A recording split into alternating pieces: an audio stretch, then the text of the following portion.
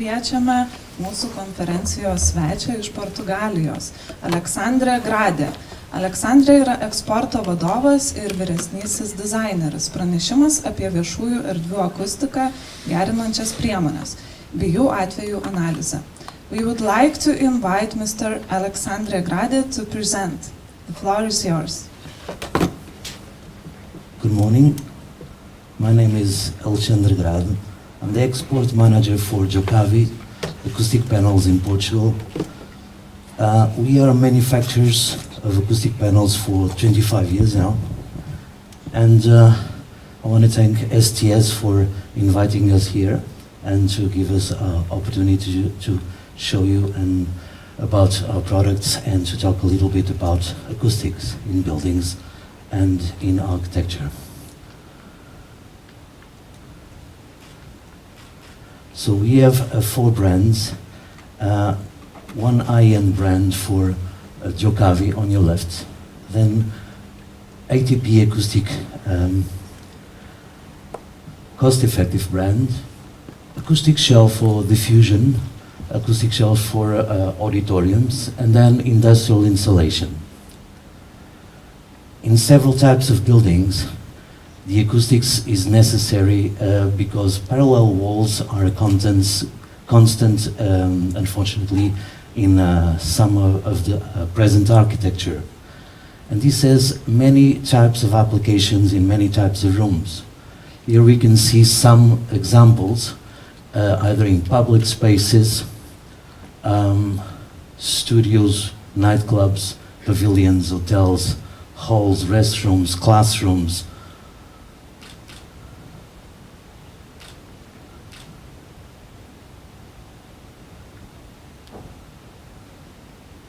So, when sound is emitted, sound will travel, and sound has an inherent energy, which we call sound pressure level. So what does happen when the sound collides with a wall? It will collide with that wall, it will be reflected with an energy. If the wall is perpendicular to the point of emission, we have a +1, -1 situation, which we call phase cancellation. So that specific frequency, when it collides a perpendicular wall and returns at the exact opposite direction, it will be cancelled, so we will not hear that frequency, meaning that we will have difficulty to hear some of the frequencies. Now imagine that inside a classroom, when you want to hear the vowels of the teacher, when you want to convey a message, and you have the acoustics working against you while you could design to make the acoustics for you. So, in every room, we have situations with a primary reflection, then a secondary reflection, and then a tertiary reflection of the emission of that energy of sound onto the walls. That reflections that we call early and late reflections can be a problem, and if they are not absorbed and diffused correctly, we could have standing waves, we could have resonance waves, and the resonance are represented in green in the corners. Those are normally the low frequencies. Then we have the medium frequencies, which the amplitude of wave is a little bigger, which we see in this direction. And then on the inverse direction, we have also the median noise. So in a room, normally we tend to think of a room as if a room had a reverberation time and that's it, but it's not it. The sound has low frequencies, medium frequencies, and high frequencies, where the fundamental frequency of the voice, of the human voice, is between 1K to 2 kilowatts. Meaning that different frequencies have, in fact, different times of reverberation. So, for this frequency of 125 Hertz, we have a reverberation time of 1.4 seconds, which is the highest in this case, while at 2K, which is over there on your right, we have about 1 second of reverberation time, meaning that the difference from the highest point until the lowest point has a very huge interval. What we want to do is to minimize that interval. This is a categorization of an unbalanced room, meaning that you will hear very well certain frequencies, but you will not hear other frequencies, and you will tend to not understand the message on a clear way. While on this situation we have a balanced room, and the difference is that the difference between the highest and the lowest point is a minimum difference that if it would be around 22%, we would consider it to be a balanced room. If that difference is higher, then we have a problem. And for resolving that problem, what we would need is to use diffusion to scatter the mid-high frequencies, and absorption to trap normally the medium frequencies, and base absorbance to trap the lower frequencies. If we can use this in a controlled way, what we can do is go from the left to the right, while the difference between the highest and the lowest point will be minimum. In some cases, for buildings that have a huge volumetric space, a little bit higher of 22% can be considered unacceptable. But let's say that we have a target and we aim to it. It's not mandatory that we reach always that target, but if we do not keep that target in mind, we'll be designing buildings that are not for people. So the reverberation time in some typical rooms would be optimal in this. So let's say conference rooms, which stands, or cinemas, which are the exact same room as we are. The reverberation time would be around 0.8 to 1 second, and that would be a good reverberation time and calculated in an average for all frequencies. While for smaller rooms, I would have between 0.4 to 0.8 reverberation seconds in terms of reverberation time, and then for the bigger the hall, the bigger the reverberation time. So many of you have sang in the bathroom, and you wonder, why is it comfortable to sing in the bathroom? Because the reverberation time is more than you have on the other rooms, meaning that the sound, after colliding with walls, leaves more. So if I am in a pavilion, and that pavilion is, let's say, concrete, metal, glass, what I have is very diffusive surfaces. And those diffusive surfaces, like the glass, would cause that the sound will leave more, because the energy of sound after the collision will be reflected, and then it will be naturally amplified by those surfaces, by the finishing surfaces, I mean. So if I control the finishing surfaces and the acoustic properties of those acoustic surfaces, I can control the reverberation time. If I cannot, what I will have is building up air noise inside the room, and that airborne noise inside the room would make the room not comfortable. So in these situations, let's look at the one on the bottom. It is La Scala in Milano. So the reverberation time for 125 Hz is around 1.5 seconds. The reverberation time for all the other frequencies is very near that point. If those reverberation times would be higher than the 22%, that room would not be, of course, suitable for an orchestra or for a live event. By the way, that venue has about 11,200 cubic meters, around 2,015 to 2,500 seats. In the situation of the Carnegie Hall on the top, the second one on the top, we have 280 seats, 24,300 cubic meters, and for 125 hertz, we have 1.8 second reverberation time. For the human voice of 1000, which means 1K or 1 kilohertz, we have 1.6, and then 1.6 also for the 2K, which is still within the fundamental frequency for the human voice, and then all the other frequencies are very near that time interval. So do check the reverberation time. The reverberation time is normally measured as the RT60.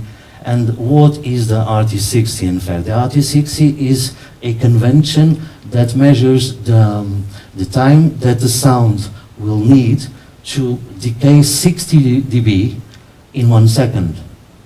And with that, we normally characterize the reverberation time. So when we look at the spreadsheet and we see, okay, the reverberation time should be something between in that interval, what we need to understand is that is an average.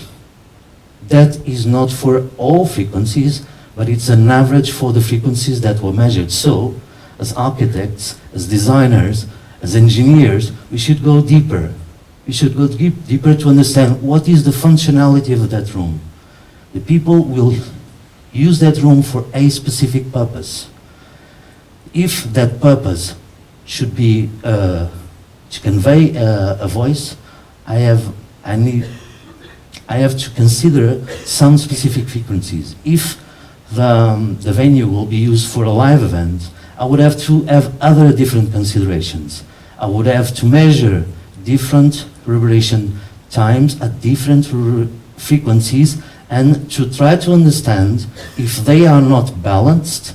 Okay, I should balance them with finishing materials throughout the walls and ceilings and floors. By the way, normally every planner would consider to put some finishing materials on the walls, and we do forget or tend to forget that the biggest area that there is inside the room is in fact the ceiling. Well, it's the only big area where I will not have chairs or furniture or something like that. And of course that I can use that huge surface to use finishing materials to control the reverberation time of the room. The room modes, which you can see on our website in the Jokavi room dimension calculator, it's just a spreadsheet that you can download. You can insert the dimensions of your room, and then you can let the calculator tell you if it's in fact the room has or not good proportions. And having that basis, which is of course calculated in a scientific manner related to the room modes, I can then adjust those dimensions until I have a good basis to work on. So do avoid the parallelism of the walls, the floors and ceiling. Geometry is perhaps the most important discipline that you've learned, and unfortunately we tend to forget it. Well, we shouldn't, because if we have a dome and we imagine how the sound will be behaving inside the dome, we'll understand that it works like a dish of parabolic. So the sound will collide with that surface, then it will be conveying to a single point, and that would create, of course, in terms of acoustic, unwanted frequencies, unwanted effects. So if we use a dome, we should control which type of materials we have there. If we should use a dome, or if we are obliged to use a dome, don't forget this next sentence. The dome is the acoustician's worst nightmare, because the sound will be reflecting at a single point, and with all the other points that message will not be put across. So, in a room, what we tend to do is to control this type of behavior using, on the corners, low frequency panels to control the resonance of the low frequency, while to control the duration time, that low frequency will be returning back to the room. Then for the medium frequency, we'll use absorbent panels. Absorbent panels are in many shapes and forms, with wood, with perforated wood, with perforated metal, of course, all of them with absorbent materials within. And then we have diffusion panels, which you can see there in a lightest color, which are used to scatter frequencies, to disperse frequencies. So what is a diffuser? A diffuser is a panel that will receive a sound collision, then it would reflect that sound collision. And after that reflection is put across the room, what we do need is that reflections are controlled in a 3D environment, so that people all across the room can understand most of the frequencies that will be inside the room. So these are some examples of diffusers from Jukavi, which is our iron brand. So made of wood, made of ceramic, made of EPS for the ceilings, ABS also. So if you look at that wall in red over there, you'll see, okay, I don't have one parallel surface there. And the meaning and the purpose is to diffuse the sound in a way that I can amplify instruments without having the need to use speakers, such as the acoustic shells that you can see here, and here also. So talking about absorbents, these are some examples. Wood, perforated wood, absorbent material within, lots of different shapes, lots of different finishings, and lots of different colors. And so I have high-end, and I have cost-effective ones. So thickness is different, materials are slightly different, and the cost, of course, is also there to control the budget of the project itself. There are some situations in which we need acoustics, but we don't want people to understand there's acoustic panels on the walls. Because of aesthetics or because of a design concept, then I can use micro absorbents like these. So this is in fact a mineral granulated plate, which is made of sand, highly compressed. It has micro pores. It is like a perforated panel, but on a micro level. And it's an absorbent that I can put all across one room. I don't see the acoustics, but it's there. And it comes in a family in 3 different versions. One for mid frequencies, one for low frequencies, and another one for corners, also for the low end. For the fabrics, we have the classics, which are these.